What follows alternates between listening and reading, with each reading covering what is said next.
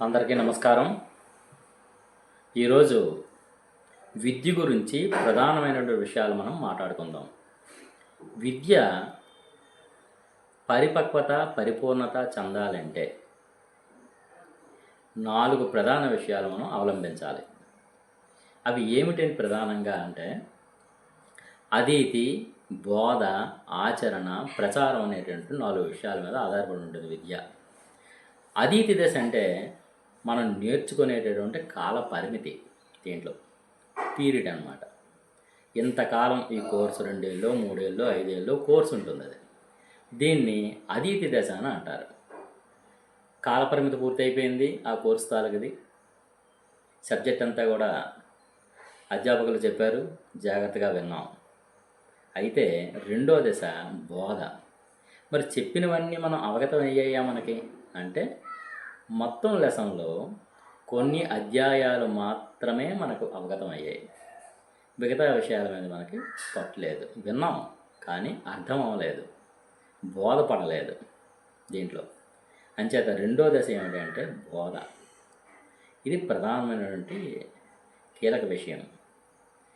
అయితే మనం ఇతరులకు మనం ఏదైనా చెప్పాలి, బోధించాలి అంటే మనకి ఏ సబ్జెక్ట్ అయితే మనం నేర్చుకున్నామో ఆ నేర్చుకున్న దాంట్లో ఎంతైతే మనకు బోధపడిందో ఆ బోధపడింది మాత్రమే మనం చెప్పగలం ఇతరులకి దీంట్లో.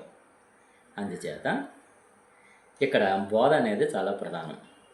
పోనీ కొంత బోధపడ్డది, కాలపరిమితి పూర్తి చేసాం అదితి దశ.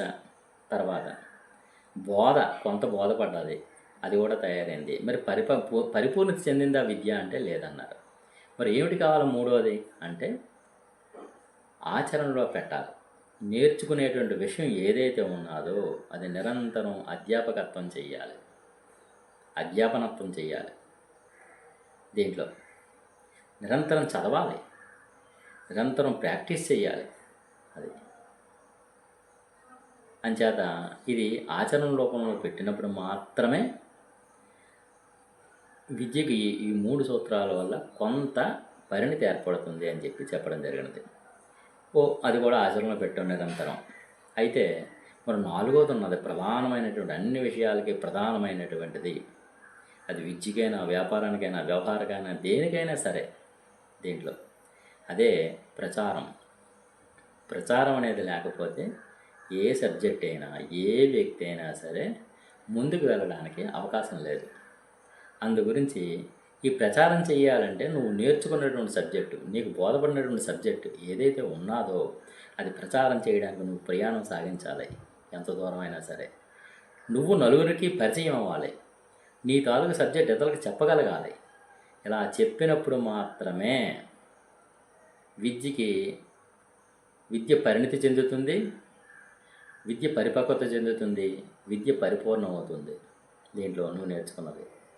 అంతేగాని నేర్చుకున్నాం, క్లాస్ కంప్లీట్ అయిపోయింది, బీటెక్ ఎంటెక్లు చేస్తాం, కోర్స్ కంప్లీట్ అయిపోయింది, ఇంటి దగ్గర కూర్చున్నాం కోపస్థ మండూకంలాగా అంటే అది సుఖం లేదు.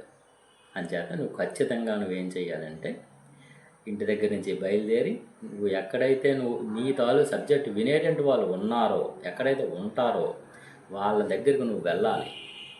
వెళ్ళి నువ్వు ఇంట్రడ్యూస్ చేసుకోవాలి. చేసుకుంటే నీ దగ్గర ఉండేటటువంటి సబ్జెక్టు ఏదైతే ఉన్నదో, అద్భుతంగా చెప్తున్నాడు అనేటువంటి సబ్జెక్ట్ ఏదైతే వాళ్ళకి అనిపించిందో అప్పుడు నిన్ను ఫాలో అవుతారు అందరూ కూడా. ఇది ప్రచారంలో ప్రథమ భాగం అన్నమాట. నువ్వు ఎంత ఆర్టిస్ట్ అయినా సరే ఇంటి దగ్గర కూర్చోకూడదు. అంచేత నువ్వు ఖచ్చితంగా వాళ్ళ దగ్గరికి వెళ్ళాలి, నువ్వు ప్రచారం చేసుకోవాలి. ఈ ప్రచారం ఎప్పుడైతే నీ విద్యను ప్రచారం చేసుకున్నావో అదే నీకు రేపు పొద్దున్న జీవన ఉపాధి కూడా అవుతుంది దీంట్లో. అంచేతే జ్యోతిశాస్త్రంలో కూడా ఏం చెప్తారంటే ఏ ఉద్యోగం వస్తుంది, గవర్నమెంటా, ప్రైవేటా, ఎలాంటి ఉద్యోగాలు గట్ట గురించి ఏం చెప్పదు. అది ఎప్పుడు కూడా అదేం చెప్పింది అంటే మనిషికి కావాల్సింది జీవన ఉపాధి. లగ్నం నుంచి 10వ స్థానానికి వాడికి పెట్టినటువంటి పేరు వృత్తి స్థానం. అంటే నువ్వు ఏ విధంగా బతుకుతావనే చెప్పింది తప్పించి దీంట్లో ఫలానా ఉద్యోగం చేస్తావు, వ్యాపారం చేస్తావు, వ్యవహారం చేస్తావు, ఇది నొప్పుతుందని చెప్పి ఎక్కడా కూడా చెప్పలేదు దీంట్లో.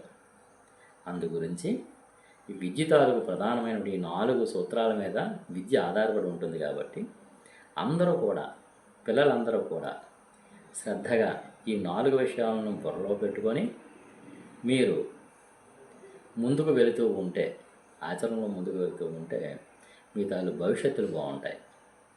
అందరికీ నమస్కారం.